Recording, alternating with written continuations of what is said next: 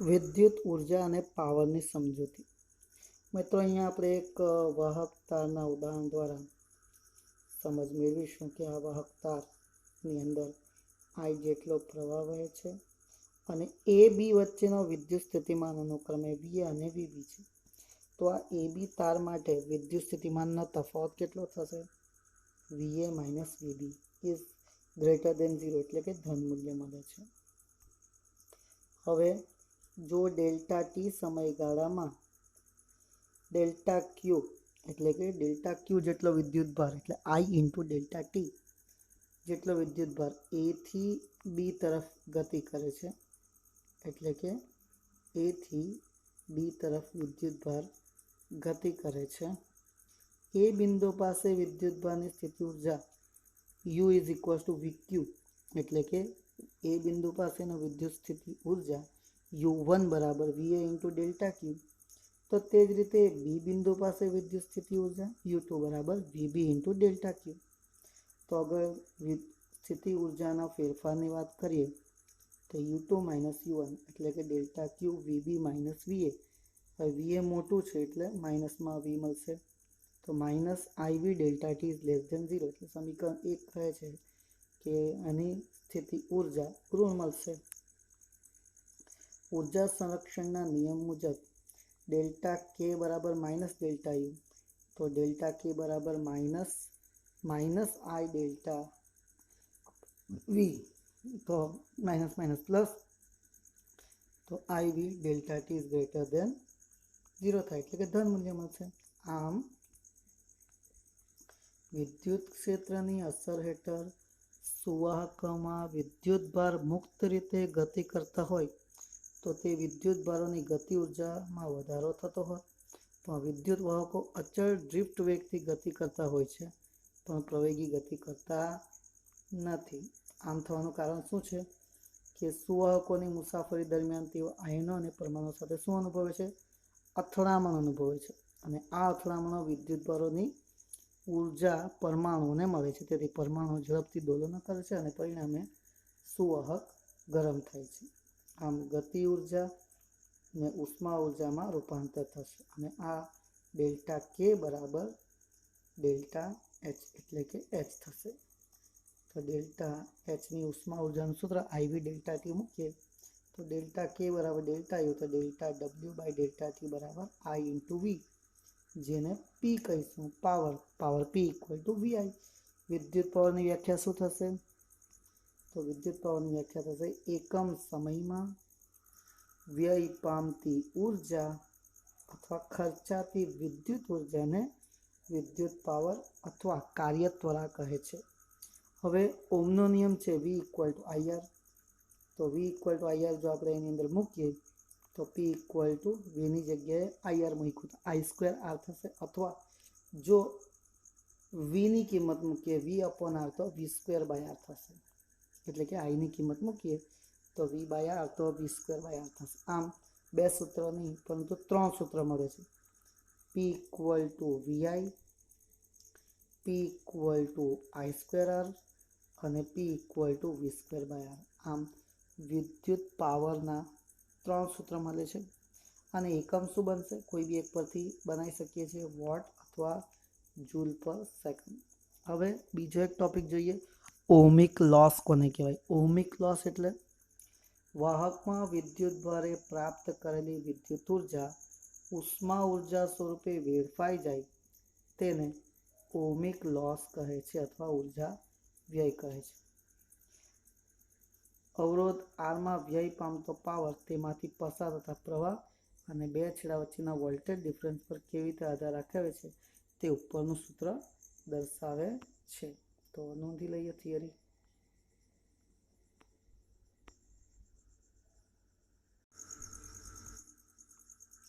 વિદ્યુત પાવર ક્યાંથી આવે છે? તો વિદ્યુત કોષમાં જ્યાં સુધી રાસાયણિક ઉર્જા થતી રહે ત્યાં સુધી વિદ્યુત કોષ વિદ્યુત પાવર પૂરો પાડે છે. આવા વિદ્યુત કોષને સરળ આકૃતિ દ્વારા નીચે મુજબ દર્શાવી શકાય. તમે આકૃતિમાં જોઈ શકો છો, એમાં બે ઇલેક્ટ્રોડ છે, ધન અને ઋણ. ધન ઇલેક્ટ્રોડના આગળના ભાગને ધન વિદ્યુત અગ્ર અને ઋણ વિદ્યુત ભારના ઋણ વિદ્યુત અગ્ર કહે છે. ધન વિદ્યુત ભારમાંથી રૈવાજિક પ્રવાહ I પ્રવાહ બતાવેલો છે અને એની અંદર વિદ્યુત દ્રાવણ દર્શાવેલું છે. તો આની અંદર આ વિદ્યુત દ્રાવણ છે અને પ્રવાહની દિશા આમ બતાવેલી છે. એક પાત્રમાં વિદ્યુત દ્રાવણ ઇલેક્ટ્રોલાઇટ ભરીને તેમાં બે જુદી ધાતુના સળિયાના છેડાઓ પાત્રની બહાર રાખેલા હોય છે. તેમાંનો એક સળિયો ધન વિદ્યુત અગ્ર અને બીજો સળિયો ઋણ વિદ્યુત અગ્ર તરીકે મૂકેલા છે.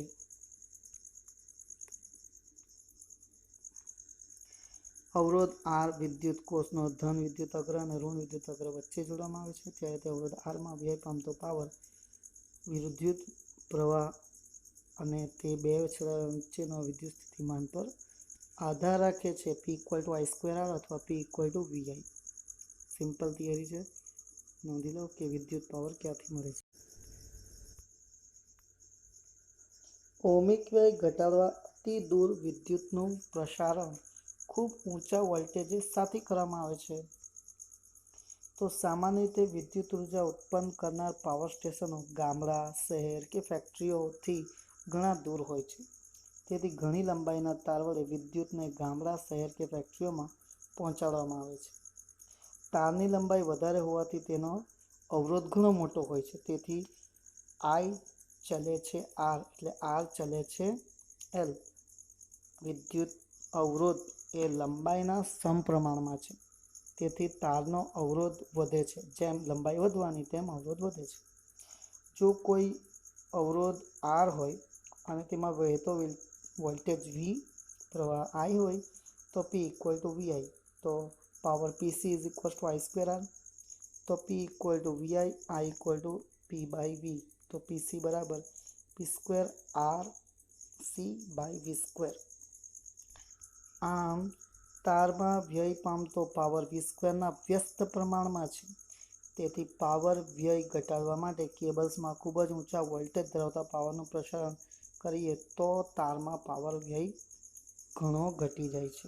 એટલે આપણે શું કરવું પડશે કે જે 240 વોલ્ટનો જે આપણે ઘરમાં વોલ્ટેજ મળે છે તેના કરતાં વધારે વોલ્ટેજનો પાવર મોકલવામાં આવે, જેથી કરીને તે બધામાં વહેંચાતા 240 થઈ જાય.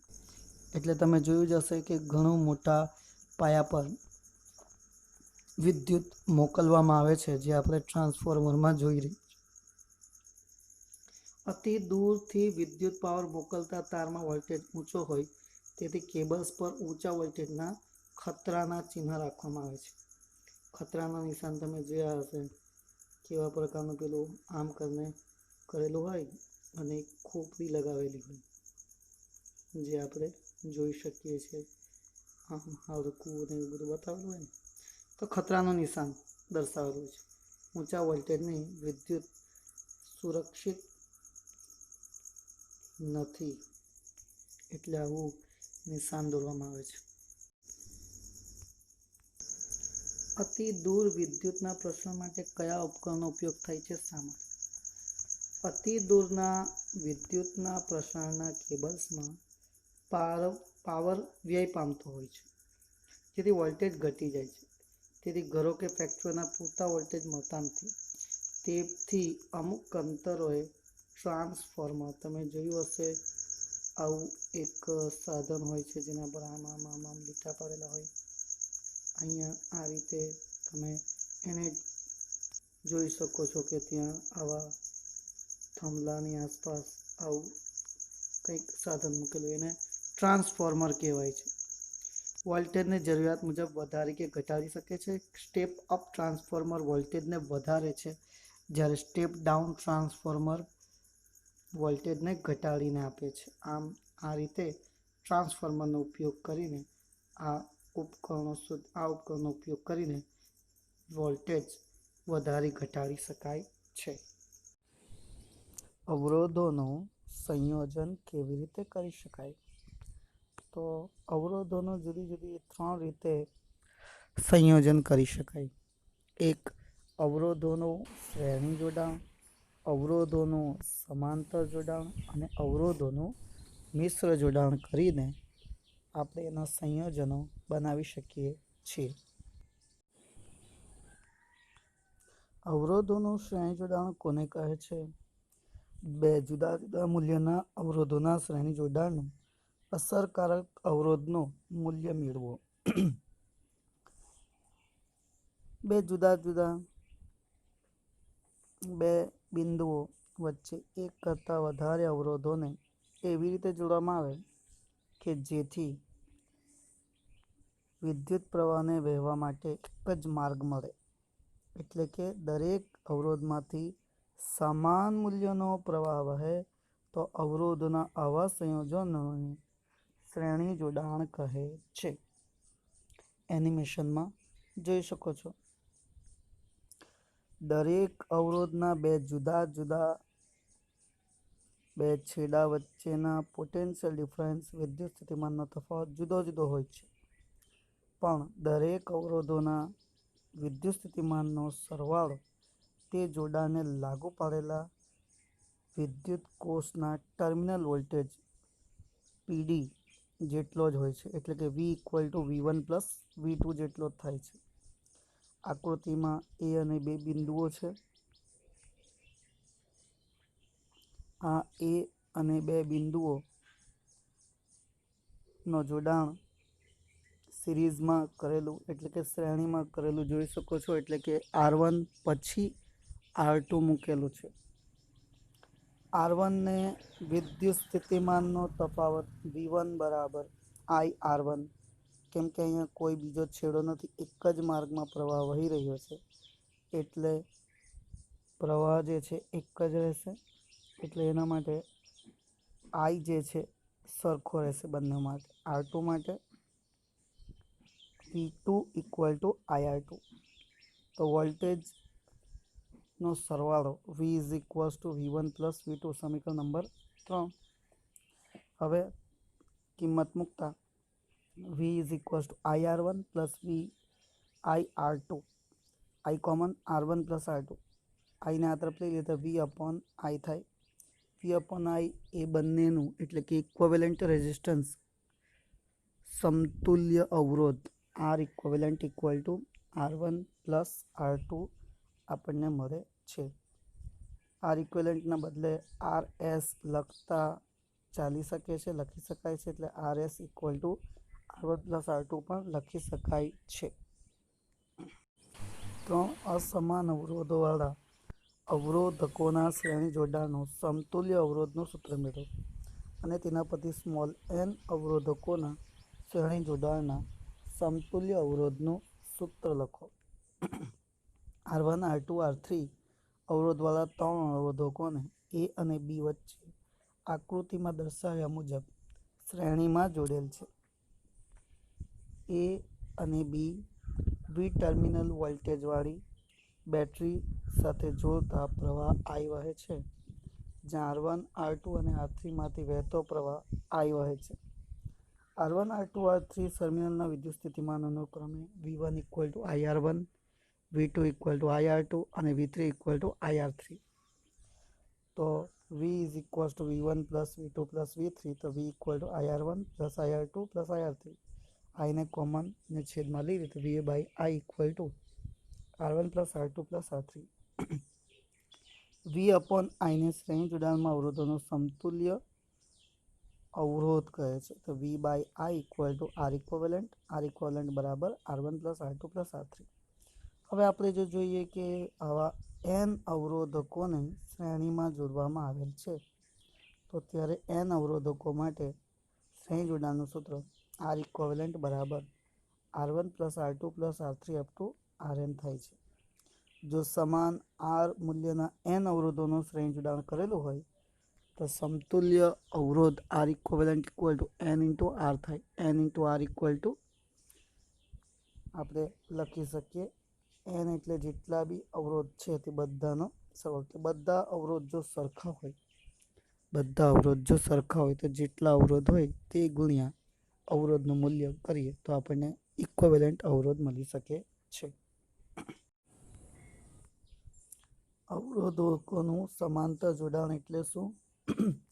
બે જુદા જુદા મૂલ્યના અવરોધકોના સમાંતર જોડાણનું અસરકારક અવરોધનું મૂલ્ય શોધો. જો બે કરતાં વધારે અવરોધકોના એક તરફના છેડાઓ એક બિંદુએ અને બીજી તરફના છેડાઓ બીજા બિંદુએ જોડવામાં આવે તો આવા જોડાણને અવરોધકોનું સમાંતર જોડાણ કહે છે. સમાંતર જોડાણમાં બધા અવરોધકોનો આસપાસના વોલ્ટેજ સરખા હોય છે અને પ્રવાહ જુદા જુદા હોય છે. કેમ કે ફાંટા પડે છે બધામાંથી, તમે જોઈ શકો છો પ્રવાહ જે છે વહેંચાઈ જાય છે.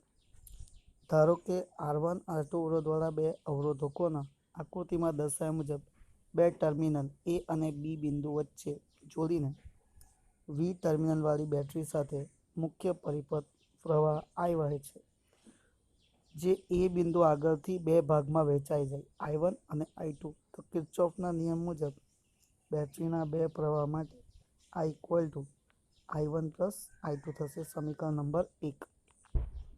અહીં ઓહમના નિયમનો આપણે ઉપયોગ કરીએ તો ઓહમના નિયમ અનુસાર R1 અવરોધ માટે V = I1 R1 થાય, એટલે I1 = V/R1. તે જ રીતે R2 માટે થશે V = I2 R2, એટલે કે I2 = V/R2. સમીકરણ 2 અને 3ની કિંમત સમીકરણ 1માં મૂકીએ. I = V/R1 + V/R2.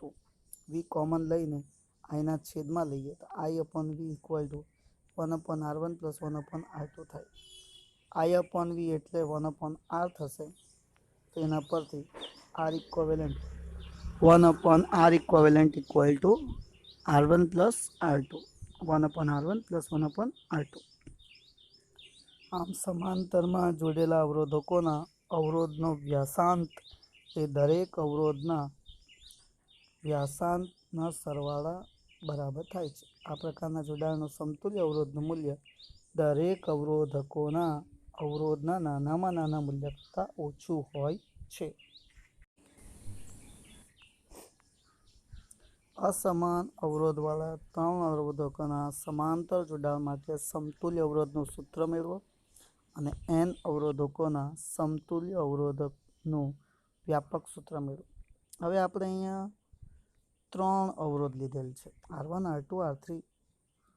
આને આકૃતિમાં A અને B ટર્મિનલ પાસે જોડતા I1 પસાર થાય છે, એટલે કે A બિંદુ પાસેથી વિદ્યુત પ્રવાહના મૂલ્યો તો બધા બિંદુઓ પાસે સરખું રહેશે સમાંતર જોડાણ વચ્ચે, V સમાન, પરંતુ I જે છે જુદા જુદા, I1 I2 I3 અલગ અલગ. તો ઓહમના નિયમ અનુસાર R1 R2 R3 આસપાસના વિદ્યુત સ્થિતિમાનનો તફાવત V હોય તો V = I1 R1 = I1 = V/R1. એ જ રીતે R2 માટે I2 = V/R2, R3 માટે I3 = V/R3. આ બધાના વિદ્યુત પ્રવાહનો સરવાળો લઈએ તો I = I1 + I2 + I3. આ બધાની કિંમતો મૂકીએ તો I = V/R1 + V/R2 + V/R3. V common લઈને છેદમાં લઈ લઈએ તો I/V = 1/R1 + 1/R2 + 1/R3. 1/V = R equivalent લઈએ તો 1/R equivalent = 1/R1 + 1/R2 + 1/R3. હવે જો આ ત્રણેય અવરોધના મૂલ્ય જો સરખા હોય તો આપણે કહી શકીએ 1/R equivalent = 1/R1 + 1/R2 + 1/R3 up to 1/Rn. તો n અવરોધ માટેનું સૂત્ર છે, અને જો બધા જ જો સરખા હોય તો આપણે એના માટે લખી શકીએ R equivalent 1/R equivalent = n/R, એટલે કે R equivalent = R/n લખી શકાય.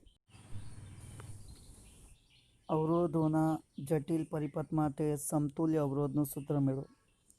આકૃતિમાં દર્શાવ્યા મુજબ R1 અવરોધકને A અને B વચ્ચે, R2 અને R3ના સમાંતર જોડાણને B અને C વચ્ચે જોડો છે. આકૃતિમાં આપણે જોઈ રહ્યા છીએ. પહેલે તો આપણે A થી B સુધીની વાત કરીએ તો A થી B સુધીમાં આપણે વાત કરીએ તો B થી C વચ્ચે જે અવરોધ છે તે સમાંતરમાં છે R2 અને R3. તો તેનો સમતુલ્ય અવરોધ એટલે સમાંતર જોડાણ માટેના સૂત્રનો ઉપયોગ કરીએ તો 1/r equal to 1/r1 plus 1/r2 થાય, એટલે કે 1/r dash equal to 1/r2 plus 1/r3. તો r ડેશનું સમતુલ્ય અવરોધનું સૂત્ર r ડેશ બરાબર r2 into r3 upon r2 plus r3. સમીકરણ નંબર 1 એને આપણે અહીંયા લખી દીધેલ છે, જે સમતુલ્ય આવે તે. હવે r1 અને r ડેશ એ શ્રેણીમાં છે, r1 પ્લસ r ડેશ બંનેની કિંમત મૂકીએ. તો r1 plus r2 into r3 upon r1 plus r3. તો એ અને સી વચ્ચેનો વોલ્ટેજ કેટલો થઈ જવાનો r1માંથી વહેતો? આ equivalent equal to V by R equivalent. તો V upon r1 plus r2 plus r3. સમીકરણને સોલ્વ કરીએ તો કંઈ આપણને પરિણામ આવું મળશે, આ ઇક્વલ ટુ વી કૌંસમાં r2 plus r3 upon r1 into r2 plus r1 into r3 plus r2 into r3. અવરોધના શ્રેણી જોડાણ અને સમાંતર જોડાણના તફાવત લખો. નંબર 1, એક કરતાં વધારે અસમાન મૂલ્યોના અવરોધોને બે બિંદુ વચ્ચે એવી રીતે જોડવામાં આવે કે જેથી દરેક અવરોધમાંથી સમાન મૂલ્યનો પ્રવાહ વહે, તો તેવા જોડાણને શ્રેણી જોડાણ કહે છે. સમાંતર જોડાણમાં કેવી રીતના? તો નંબર 1, એક કરતાં વધારે અસમાન મૂલ્યના અવરોધોને બે જુદા જુદા બિંદુઓ વચ્ચે એવી રીતે જોડવામાં આવે કે જેથી દરેક અવરોધમાંના બે બિંદુ વચ્ચેનો વિદ્યુત સ્થિતિમાનનો તફાવત સમાન રહે. એટલે કે આની અંદર વિદ્યુત પ્રવાહ સમાન રહે છે, તો આની અંદર વોલ્ટેજ સમાન રહે છે. નંબર 2, આ જોડકામાં એટલે કે શ્રેણી જોડાણમાં દરેક અવરોધોના બે છેડા વચ્ચેનો પોટેન્શિયલ ડિફરન્સ જુદો જુદો હોય છે, એટલે કે વી અસમાન. જ્યારે સમાંતર જોડાણની અંદર પ્રવાહ સમાન, એટલે કે વોલ્ટેજ સમાન અને પ્રવાહ જુદો જુદો રહે છે. શ્રેણી જોડાણમાં વોલ્ટેજ જુદો જુદો અને સમાંતર જોડાણમાં પ્રવાહ જુદો જુદો હોય છે. શ્રેણી જોડાણના સમતુલ્ય અવરોધનું વ્યાપક સૂત્ર r equal to r1 plus r2 plus r3 up to rn થાય છે. જ્યારે સમાંતર જોડાણની અંદર અવરોધ 1/r equal to 1/r1 plus 1/r2 plus 1/r3 જેટલું થાય છે. એટલે કે n અવરોધ માટે 1/r equal to 1/r1 plus 1/r2 up to 1/rn થાય છે. ચોથું, આ શ્રેણી જોડાણમાં સમતુલ્ય અવરોધનું મૂલ્ય શ્રેણી જોડાણના અવરોધકો પૈકી સૌથી મોટા અવરોધ કરતાં વધુ હોય છે. મતલબ જેટલા અવરોધ જોડતા જાઓ તેટલું સમતુલ્ય અવરોધ બી વધતું જાય છે. જ્યારે સમાંતર જોડાણમાં જેટલા અવરોધો મૂકતા જશો સમાંતર જોડાણમાં, તેટલું એનું મૂલ્ય નાનામાં નાના અવરોધ કરતાં બી ઓછું હોય છે. નંબર 5, શ્રેણી જોડાણમાં સમાસ અવરોધ પરિપથના ઘટક અવરોધના સરવાળા જેટલું હોય છે. જ્યારે સમાંતર જોડાણમાં સમાસ અવરોધનું વ્યસ્ત પરિપથ ઘટકના અવરોધોના વ્યસ્તાંકોના સરવાળા જેટલો હોય છે. તો મિત્રો, આ શ્રેણી જોડાણ અને સમાંતર જોડાણનો ભેદ સમજ પડે બંને વચ્ચે તો આપણે એના પ્રશ્નો કરી શકીએ. આના માટેનો એક અગત્યનું સૂત્ર એ પણ યાદ રાખવું કે અગર n અવરોધ છે તો શ્રેણી જોડાણ માટે આપણે n અવરોધ માટે લખી શકીએ r equal to n into r. એટલે r ઇક્વિવેલન્ટ બરાબર n ઇન્ટુ r થાય. જ્યારે આની અંદર r ઇક્વિવેલન્ટ સમાંતર જોડાણમાં r અપોન n થાય, જો બધા અવરોધના મૂલ્ય સમાન હોય ત્યારે.